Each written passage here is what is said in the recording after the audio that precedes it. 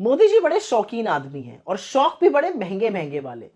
2023 में जब नरेंद्र मोदी यूएस गए तो उन्होंने वहां पर अमेरिकी राष्ट्रपति जो बाइडेन की पत्नी जिल बाइडेन को 7.5 कैरेट का एक डायमंड गिफ्ट किया था।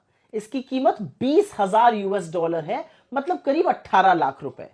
और 2023 में जिल बाइडेन को मिलने वाले सारे तोहफों में सबसे महंगा तोहफा यही था। सोचिए, मोदी जी ने ब्रुनेई के सुल्तान से ज्यादा महंगा तोहफा दिया था जिल बाइडेन को। यही नहीं, आपको पता ही होगा कि ट्रंप परिवार को मोदी जी ने करीब 50,000 यूएस डॉलर, मतलब करीब 43-44 लाख के तोहफे दिए, 17 तोहफे दिए।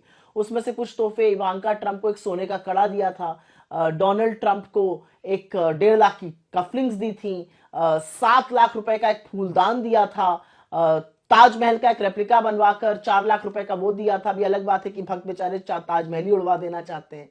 और इन सारी चीजों का जो पैसा है, जो महंगे शौक और इनका पैसा है, ये कोई बीजेपी या आरएसएस के दफ्तर से नहीं आ रहा है। ये पैसा हिंदुस्तान के टैक्स पेइंग जनता से वसूला जा रहा है।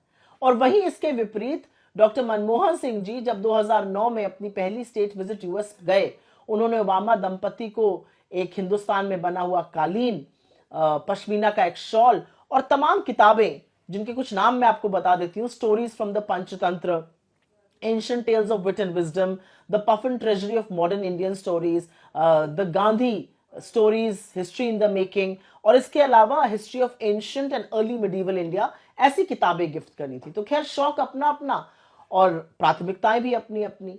लेकिन जिस देश में आर्थिक तंगी है, जो देश गुर्बत से, जो देश बेरोजगारी से जूझ रहा है, उसके प्रधानमंत्री को, और जिस देश में अगर आप 80 करोड़ लोगों को राशन ना दीजिए तो वो भूखमरी से मर जाएं, उस देश के प्रधानमंत्री को इतने महंगे तोहफे देने से पहले सोचना चाहिए कि आपको सम्मान आपके ज्ञान, आपके दृष्टिकोण, आपके कद से मिलता है। आपको सम्मान महंगे तोहफे देकर या लोगों के लपक के गले पड़ जाने से नहीं मिलता है। अब कौन समझाए मोदी जी को ये बातें।